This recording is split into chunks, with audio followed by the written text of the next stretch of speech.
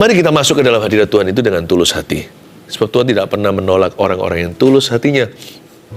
Sekalipun jikalau ada yang sudah bersalah, mengalami kegagalan dalam hidup ini, jangan takut, Tuhan itu nggak benci. Tuhan itu satu-satunya yang tidak akan marah sama kita waktu kita salah. Tuhan itu baik. Dan Tuhan akan menuntun, membimbing kita, Dia akan biarkan kita dalam kesalahan kita. Makanya Tuhan bagikan firman supaya kita dibenarkan. Mari sekarang kita buka bersama-sama di Lukas pasal yang ke-18 ayat 9 sampai 14. Perumpamaan tentang orang Farisi dengan pemungut cukai. Saya berikan judul untuk saat teduh ini, menghampiri Tuhan dengan cara yang benar. Saya ulangi, menghampiri Tuhan dengan cara yang benar. Berarti kita bisa hampiri Tuhan dengan cara yang salah dong? Iya, bisa. Banyak orang. Makanya di sini ada dua orang di sini yang dijadikan perumpamaan, orang Farisi dan pemungut cukai, sebagai bahan perbandingan. Bahwa ada sebagian orang itu kelihatannya sedang berdoa, padahal dia tidak menghampiri Allah. Jangan doa dengan egomu ya, Tuhan akan dengar. Tapi kalau kita doa dengan tulus hati, hancur hati silakan. Jiwa patah remuk tidak akan dipandang hina. Kalau kita datang approaching God, menghampiri Tuhan dengan demikian, dengan cara yang berkenan, Tuhan itu terima kita. Di dalam cerita ini saya kasih bocoran. Yang akhirnya diterima sama Tuhan adalah doa pemungut cukai, bukan orang Farisi yang puasa 2 kali seminggu. Saya bacakan dulu ayat 9. Dan kepada beberapa orang yang menganggap dirinya benar dan memandang rendah semua orang lain, Yesus mengatakan perumpamaan ini. Jadi kita harus tahu dulu ayat 9, Yesus ucapkan perumpamaan ini, peruntukannya itu loh jelas sekali. Untuk menyindir orang-orang yang menganggap dirinya benar. Dan mereka yang suka memandang rendah orang lain. Tuhan buat perumpamaan. Saya baca lagi ayat 9. Dan kepada YTH yang terhormat, to whom it may concern. Ini ditulis kepada orang yang menganggap dirinya benar dan memandang rendah semua orang lain. Yesus mengatakan perumpamaan ini. Kita nggak bisa doa dengan ragi Farisi. Apa itu? Nggak bisa kita sembayang, ngaku-ngaku masuk hadirat Tuhan, padahal egois hatinya. Nggak bisa. Doa itu di pelataran depan harus dibakar total korban bakaran. Berarti doa itu di level 1. Ya, saya tunjukkan sub-sapannya doa ya. Jangan sampai doa kita itu ditolak alias dikembalikan. Doa di level 1 di pelataran depan itu harus bakar egomu. Orang yang sombong rohani nggak bisa sembahyang. Nggak bisa. Pride is prayer's number 1 enemy. Kesombongan hati itu adalah heaven's number 1 enemy, atau musuh sorga nomor 1. Karena kalau kita sombong, Tuhan nggak mau dengarkan. Kalau kita salah, asal kita mau bertobat dan kita menyesali, lalu kita cari Tuhan, Tuhan terima. Tapi kalau orang sombong itu kan merasa dirinya benar, memandang semua orang lain itu lebih rendah dari dirinya. Yang seperti itu ya, kelihatannya sembahyang, paling hanya bahasa tubuhnya. Tapi sebenarnya di dalam hatinya dia tidak connect sama Tuhan. You know many people, there are more people who are out of touch. Di luar sana ada banyak orang yang tidak connect sama Tuhan daripada yang connect dengan Tuhan. Jangan sampai doamu itu nggak nyampe. Meskipun didoakan dalam nama Yesus itulah satu-satunya jalan, tapi nggak benar-benar sampai ke sana. Kenapa? Karena Tuhan tidak suka. Tapi Pastor Philip, saya doakan harus fasilitas, saya nggak bisa doa seperti pastor gitu loh. Anda akan terkejut. Bahwa ternyata kefasihan dalam berbicara itu nggak ada hubungannya sama doa. Itu hanyalah gaya bahasa kita aja, beda satu orang dengan yang lainnya. Ayat 10, ada 2 orang pergi ke bait Allah untuk berdoa. Yang seorang adalah Farisi dan yang lain pemungut cukai. Coba lihat ya, Farisi sebelah kiri, pemungut cukai di sebelah kanan. Ada 2 orang pergi ke bait Allah untuk berdoa. Jadi berapa orang yang berdoa kalau menurut ayat ini, ayat 10? 2 orang kan? Kelihatannya 2 orang sedang berdoa, tapi hanya 1 yang menghampiri Allah. Both men indeed prayed, but they did not approach God the same way. 2 orang memang sembahyang, tapi mereka tidak menghampiri Tuhan dengan cara yang sama. Alias yang satu menghampiri Tuhan dengan cara yang benar, Yang satunya lagi menghampiri Tuhan dengan cara yang salah. Yang mana ya? Orang Farisi itu, misalkan bahasa sehari-hari ini, hari ini apa ya? Orang Farisi ini seperti siswa teologi ya. Maaf kalau ada di sini siswa teologi, ini bukan berarti Anda. Sebab saya sendiri juga lulusan teologi. Orang Farisi itu pengetahuannya banyak tentang firman Tuhan. Mereka orang yang religius sekali. Belum lagi mereka terpandang. Di masyarakat zaman Yesus, mereka disebut-sebut sebagai hamba-hamba Tuhan. Kelihatannya inilah, kalau kita nggak tahu ceritanya penuh, misalkan kita baru jadi orang Kristen, nggak familiar sama Alkitab, kalau kita ditutup di sini sekarang, nggak boleh dilanjutkan, ayo, kira-kira siapa yang doanya mumpuni? Siapa yang doanya manjur? Farisi pasti. Farisi punya manualnya doa. Pemungut cukai, mana bisa, ini orang korup sekali ini. Ini orang yang dibenci oleh masyarakat, dihindari oleh teman-temannya sendiri, bahkan keluarganya. Tapi Anda kan terkejut ya. Dua orang kelihatannya pergi ke bait Allah untuk berdoa. Tapi dua orang ke bait suci, hanya satu yang keluar dari bait Allah dibersihkan oleh Tuhan. Hanya satu yang doanya sampai ke tahta kasih karunia. Ayat 11, orang Farisi itu berdiri dan berdoa dalam hatinya begini. Oke, mari kita catat sekarang ya. Saya ajak Anda jeli dan teliti membaca ayat 11 dan 12. Orang Farisi itu berdiri, oke, posturnya sudah benar, ya, memberikan standing respect ke Tuhan, dan berdoa dalam hatinya begini. Kita akan uji hatinya. Ternyata hatinya salah. Sekalipun dia seolah-olah berdoa dalam hatinya nggak beres di depan Tuhan. Apa yang tidak beres? Coba saya bacakan. Anda tebak kira-kira apa yang nggak tepat di dalam doanya. Bukan bahasanya ya, bahasanya aduai. Nanti waktu kita baca, wow, fasih lidah. Coba saya bacakan sekarang. Ini doanya. Ya Allah, aku mengucap syukur kepadamu karena aku tidak sama seperti semua orang lain, bukan perampok, bukan orang lalim, bukan pezina, dan bukan juga seperti pemungut cukai ini. Aku berpuasa 2 kali seminggu, aku memberikan 1/10 dari segala penghasilanku. Oke, kira-kira apa saya kasih bocoran? Buat gampang aja. Terlalu banyak akunya. Saya hitung, kalau Anda hitung ya, coba sekali lagi, cepat-cepatan ya. Kira-kira ada berapa kata aku atau ku di dalam total doa pendek itu? 1, 2, 3, saya baca ya. Cepat Anda hitung ya. Saya bacakan sekali. Ya Allah, aku mengucap syukur kepadamu karena aku tidak sama seperti semua orang lain, bukan perampok, bukan orang lalim, bukan pezina, dan bukan juga seperti pemungut cukai ini. Aku berpuasa 2 kali seminggu, aku memberikan 1/10 dari segala penghasilanku. Cepat, berapa? Ya, teman-teman yang ada di sini sekarang, kru di balik layar, semua pada berkata 5. Betul sekali, 5. Dalam doa pendek, 2 ayat yang merupakan 1 kalimat yang panjang. Ada 5 kata saya, I. Tahu nggak? Ini kelihatannya seolah-olah dia berdoa kepada Tuhan, padahal dia berdoa pada dirinya sendiri. Tapi pakai nama Tuhan. Hebat nggak? Makanya Tuhan benci sekali dengan kemunafikan Farisi. Karena mereka memanfaatkan Allah. Mereka memakai nama Tuhan dengan sembarangan. Nama Tuhan dijadikan Alfa Omega, depan ya Allah, belakangnya itu Tuhan, dalam nama Yesus gitu ya. Kalau kita hari-hari ini doanya begitu, begini. Tapi di tengah-tengah itu semua penuh dengan dirinya sendiri. Aku, main. Aku punya aku, saya. Punya saya. Jadi, nampaknya dia itu berdoa, padahal dia sedang berdoa pada dirinya sendiri. Nampaknya dia berbicara kepada Allah, padahal dia sedang berbicara dengan dirinya. Berapa banyak kita ketika memuji menyembah Tuhan juga, isinya cuma tentang dirimu, diriku. Lagu ini cocok untuk aku, lagu ini bukan untuk aku.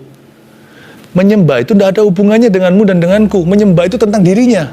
It's all about him. Kalau kita menyembah, itu lebih banyak ke engkaunya.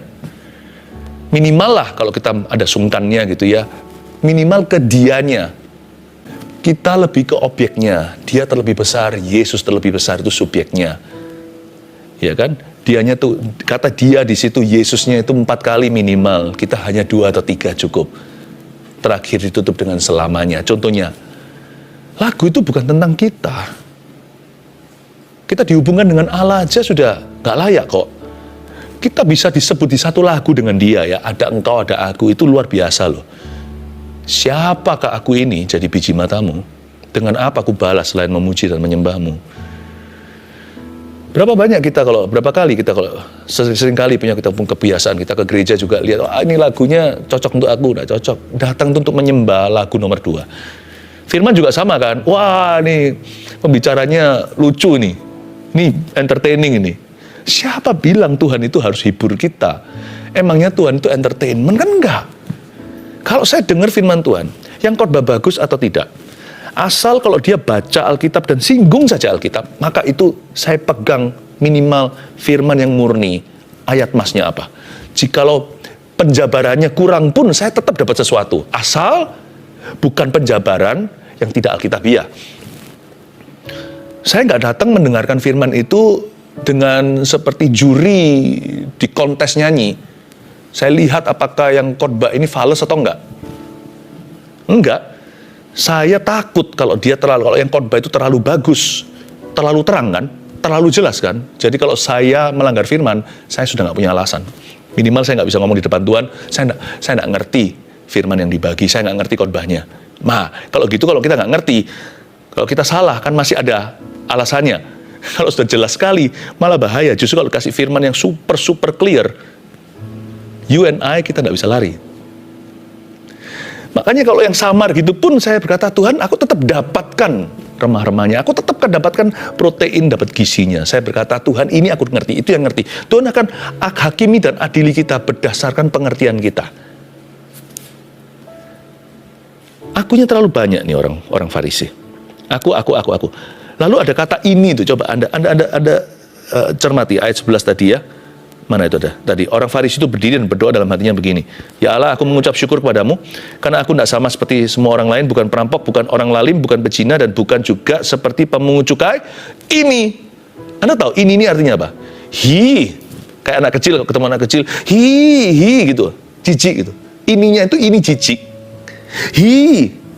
Jijik menghindari kayak, ini orang pemulung ini, bau compang-camping dari sampah.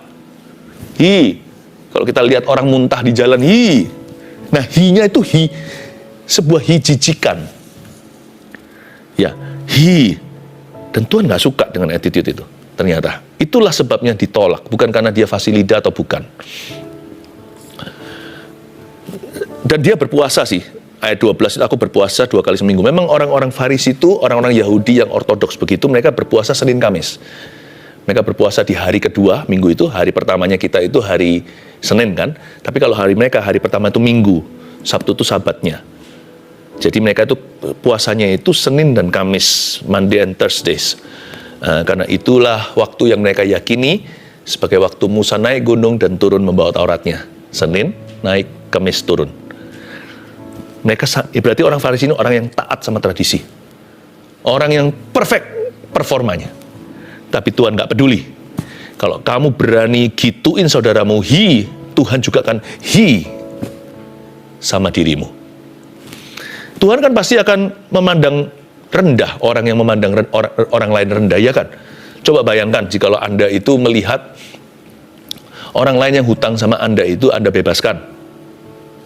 Lalu habis itu, dia itu orang lain lagi hutang sama orang itu, yang hutang pada dirimu, yang Anda bebaskan itu, lalu dia mencekik orang tersebut, padahal utangnya dia cuman ribuan rupiah.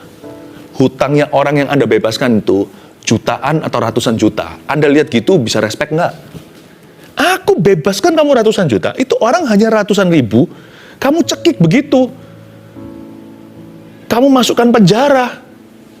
Wah, nggak baik ini. Nggak baik kamu. Kita bisa begitu kan? Kalau begitu saya juga akan menjarakan kamu. Mungkin kita bisa berkata gitu. Jikalau Anda adalah orang yang berpengaruh, yang berkuasa. Tuhan juga sama. Bayangin kalau orang yang kayanya tanggung, hina-hina temennya, yang tidak sekaya dia. Lah kalau Anda adalah konglomerat terkaya di negara itu melihat begitu, Anda bisa merasa gimana? Anda bisa merasa jijik kan? Kenapa kamu demikian? Aku loh tidak pernah hina kamu, aku orang kan. Kenapa kamu hina orang lain? Tapi sama saya, kamu takut-takut dan menjilat. Berapa banyak kita itu seperti menjilat Tuhan, tapi waktu sama bawahnya kita tekan. Dan Tuhan berkata, aku juga jijik sama dirimu. Itu menghampiri Tuhan dengan cara yang salah. Karena jangan salah, karena Tuhan itu nggak bisa kita tipu. Satu saja problema kita dengan Tuhan. Tuhan maha tahu, masalahnya gitu. Kalau kita nggak tahu kan, luar dalam, depan belakang. Kalau Tuhan itu begini, di koin yang sama itu yang menghadap ke dia bisa lihat koin hadapan belakangnya, dia bisa lihat sisi satunya. Tuhan itu melihat dua-dua tanpa tukar bayangan. Ajaib Tuhan. Makanya itu kalau kita menghampiri Tuhan, mesti dengan sikap hati yang benar. Nanti saya kasih rangkumannya, tenang aja. Kita ngeflow dulu ya. Ayat berapa ini sekarang? 13 sekarang ya. Tetapi pemungut cukai itu berdiri jauh-jauh. Nah sekarang giliran lakon kedua. Malah justru lakon sesungguhnya. Tetapi pemungut cukai itu berdiri jauh-jauh. Dia ngerti dia salah lah. Dia tahu lah bahwa dia di dunia abu-abu. Dia tahu bahwa seringkali dia kompromi dan kadang-kadang jahat lagi. Tapi dia itu sebenarnya masih ada rasa sungkan sama Tuhan, ada takutnya. Jadi dia kalau datang ke gereja itu perasaan nggak bersih itu ada. Jadi orang ini masih tidak bisa menipu hati nuraninya. Jadi dia datang, pemungut cukai itu ke bait suci berdiri jauh-jauh. Bahkan ia tidak berani menengadah ke langit. Melainkan ia memukul diri dan berkata, kata memukul sini itu memukul-mukul. Jadi ini majemuk, memukul sini itu repetisi. Jadi dia bukan hanya memukul diri, aduh gitu. Enggak, dia memukul terus. Ini bukan mengajarkan kepada kita bahwa kita boleh melakukan ini. Tapi orang ini tidak terasa secara fisik sampai mukul-mukul dada. Karena di dalam hatinya dia nggak tahan. Aku kok bisa begini ya? Aduh, aku kok bisa begitu? Dia pukul-pukul dadanya sepertinya. Aku memukul-mukul. Pernah nggak kita merasa gitu? Alias menyesal. Pernah nggak kita itu menyesal sampai nggak berani melihat wajah kita sendiri di cermin?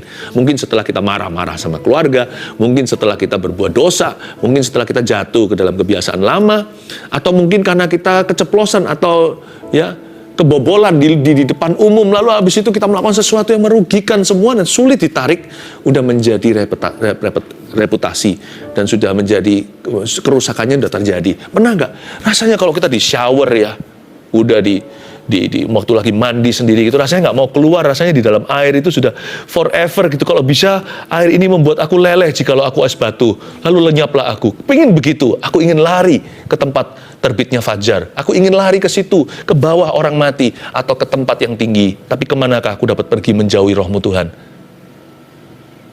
Perasaan itu loh, perasaan memukul-mukul itu perasaan I'm not worthy. Aku menyesal sekali, andai kata aku masih bisa kembali ke hari esok. Yesterday, all my troubles seem so far away.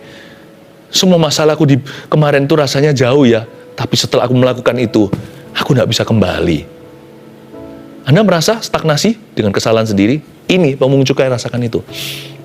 Dia memukul diri sendiri serta berkata, mari kita lihat perkataannya. Ya Allah, kasihanilah aku orang berdosa ini. Nah, pakai kata ini juga nih. Tapi ini kali ini dia bukan jijik sama siapa-siapa. Dia jijik sama diri sendiri. Lebih tepatnya, dia jijik sama perbuatannya. Dia berkata, ya Allah, kasihanilah aku orang berdosa ini. Kata ini itu sama dengan ininya Farisi, hanya alamatnya beda. Si Farisi ditujukan ke pemungut cukai. Si pemungut cukai, ini itu ditujukan pada diri sendiri. Tapi dia nggak bunuh diri seperti Yudas Iskariot. Bunuh diri itu kebodohan lagi, karena dia lari dari responsibility, dari tanggung jawab. Dia enggak, dia datang ke bait suci. Yudas bunuh diri, dia keluar dari bait Allah, Yudas gantung diri. Tapi kalau orang nih masuk ke bait suci dan dia menghadapi Tuhan dengan kesalahannya, makanya Tuhan respect. Gitu sama diri sendiri, tapi dia nggak bunuh diri, melainkan dia berkata, Tuhan, aku ngaku salah. Ini kayak Sakeus juga. Aku berkata kepadamu, orang ini pulang ke rumahnya sebagai orang yang dibenarkan Allah, dan orang lain itu tidak. Sebab barang siapa meninggikan diri, ia akan direndahkan, dan barang siapa merendahkan diri, ia akan ditinggikan. Jadi percumalah kita datang pada Tuhan dengan kesombongan. Kita nggak dapat apa-apa kalau kita merasa diri benar saja, dan orang lain selalu salah. Ini tidak ada hubungannya dengan percaya diri loh ya, atau kebenaran firman, tidak ada hubungannya. Ini bicara tentang sikap hati yang salah dan sikap hati yang benar, lawan katanya. Tapi saya ajak Anda melihat lagi ayat 13, doa orang ini saya coba tunjukkan sesuatu yang Anda mungkin tidak terpikirkan. Coba kita lihat ya, kita baca sekali lagi, apa kata orang pemungut cukai atau orang berdosa ini. Ya Allah, kasihanilah aku orang berdosa ini, ya. Sebenarnya dalam bahasa Yunaninya lebih pendek daripada bahasa Indonesianya atau bahasa Inggrisnya. Dan tidak ada penyambungan kata, kira-kira begitulah ya. Dalam Greeknya, Yunaninya, dia itu, the words are not only much less, kata-katanya bukan hanya lebih pendek, tapi terkesan terpatah-patah. Jadi bunyinya seharusnya begini, God, mercy, sin, forgive. Terkesan seperti tidak fasih lidahnya, atau mungkin gara-gara dia sesegukan menangis. Atau saking hebohnya dia meratap, orang nangis sambil bicara itu kan susah, ya kan? Pernah lihat nggak orang lagi nangisnya deras, lalu dia coba jelaskan sesuatu, atau dia coba berdoa kan, gimana? Jadi bunyinya begini kira-kira ya, kalau dengan tangisan ya, misalkan, Allah, sorry, dosa, ampuni, kasihani, seolah-olah God, mercy, kata kasihani itu atonement, atau dalam itu kata dia pakai kata kasihanilah itu pendamaian dengan Allah. Allah, sorry, salah, ampuni, dosa. Ini ngomong apa sih? Bila kadang mikir, nggak bisa doa nggak sih orang ini? Nggak fasih. Karena sebenarnya kata-kata ya Allah, kasihanilah aku orang berdosa ini dalam tulisan patah-patah. Selain patah-patah, putus-putus, dan juga pendek sekali. Sin, forgive me. Dosa, ampuni saya. Allah. Aduh, kayak bayi, gak bisa ngomong, kayak batita atau balita. Tapi ini didengar Tuhan. Tuhan ngerti, langsung masuk. Kata atonement, pendamaian itu langsung Tuhan tangkap. Dan Yesus berkata, orang ini pulang ke rumahnya, dapat atonement atau didamaikan dengan Allah. Siapa yang selama ini kita selalu alasan gak bisa berdoa, gara-gara gak fasih lidah? Nah ini, contoh fasih lidah yang tidak didengar, yaitu si orang Farisi, dan tidak fasih sama sekali yang didengarkan oleh Tuhan Yesus. Bahkan penuh dengan air mata, bercampur kata-kata, gak jelas keluarnya. Tetap Tuhan mengerti, dan Tuhan damaikan hatinya. Jangan beralasan lagi, saya gak bisa berdoa, gak bisa ngomong. Jangan lagi kita beralasan, doa itu harus panjang baru didengar. Saya gak bisa panjang-panjang, patah-patah silahkan.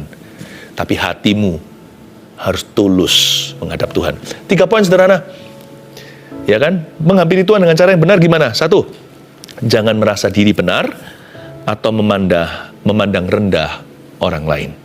Itu harus pergi dulu. Doa itu di pelataran halaman depan, step 1, itu detox ilahi terjadi, egomu harus mati. Loh, bukan berarti kita tidak percaya diri loh ya. Kalau kita benar, orang lain salah, ya harus jelas itu. Apalagi kalau sesuatu yang alkitabiah. Tapi ingat loh ya, sikap hati kita tidak boleh begini. Kita merasa kita benar terus. Jangan lupa, kita ini tidak punya kebenaran. Kita hanya bisa hidup di hadapan sang kebenaran. You and I, we do not possess the truth. We only live before the truth. Akulah jalan kebenaran dan hidup, kata Yesus. Akulah kebenaran. Jadi hari ini kita punya pengetahuannya pun kita bisa benar, besok kita bisa salah loh jadi orang. Kalau kita tidak berkaca atau bercermin dengan Tuhan. Karena kita hanya bisa hidup di hadapan sang kebenaran. Ya, jadi jangan merasa diri benar atau memandang orang lain. Ini langsung di drop out doanya sama Tuhan di level 1. Jangan masuk dengan kesombongan. Karena Tuhan tidak suka orang yang sombong. Gampang, Tuhan tidak pernah tulis dia nggak suka siapa. Tapi di Alkitab jelas-jelas ditulis gini. God opposes the proud. Tuhan menentang orang congkak. Jadi langsung kelihatan sentimen Tuhan sama siapa. Ya. 2, bagaimana kita menghampiri Tuhan dengan cara yang benar itu seperti apa? Fokus pada engkau di dalam doa, bukan pada aku. Fokus di dalam engkau. Ya. Nah, baru doa adalah doa. Tujuan dari saat teduh ini apa sih? Bukankah menuntun orang pada Tuhan? Pandemi nggak pandemi, mulainya pandemi ya. Anda yang setia dari episode yang pertama itu, God bless you. Bayangkan, dari sejak dulu sampai sekarang ada. Saat teduh ini tujuannya satu, mengarahkan mata dan hati orang ke Tuhan Yesus. Always God, God, God, bukan pandemi. Makanya pandemi atau bukan you, kita, Anda dan saya. God, Jesus. Makanya Roh Kudus bekerja jikalau Yesus ditinggikan, salibnya ditegakkan. Dia menarik semua orang datang kepadanya sekarang. Lalu terakhir yang ketiga, bawa sikap hati yang rendah dan mudah diajar. Jangan seperti orang Farisi, tapi seperti pemungut cukai. Apa sih sikap hatinya dia itu rendah? Dia punya humble spirit atau humility. Bawa sikap hati yang rendah dan mudah diajar, teachable. Tahu nggak, teachable itu sama dengan promotable. Orang ini, ujung dari ayat 14 dikatakan, sebab barang siapa meninggikan diri, dia direndahkan. Siapa merendahkan diri, dia ditinggikan. Jadi dengan kata lain, teachability atau hati yang mudah diajar adalah hati yang mudah diangkat oleh Tuhan. Hatinya mudah diajar, hidupnya mudah diangkat. Hatinya kalau tidak mudah diajar, biasanya orangnya akan kurang ajar. Lalu dia akan menjatuhkan dirinya sendiri. Tuhan tidak perlu jatuhkan orang gitu, dia akan tersandung sendiri, tidak ada yang bantu. Jadi teachability is promotability. Being teachable is being promotable. Mudah diajar itu mudah ditinggikan. Bawa sikap hati yang rendah dan mudah diajar. Oke, 1, 2, 3. Menghampiri Tuhan dengan cara yang benar gimana? Jangan merasa diri benar atau memandang rendah orang lain. 2, fokus pada engkau di dalam doa, bukan pada akunya. 3, bawa sikap hati yang rendah dan mudah diajar.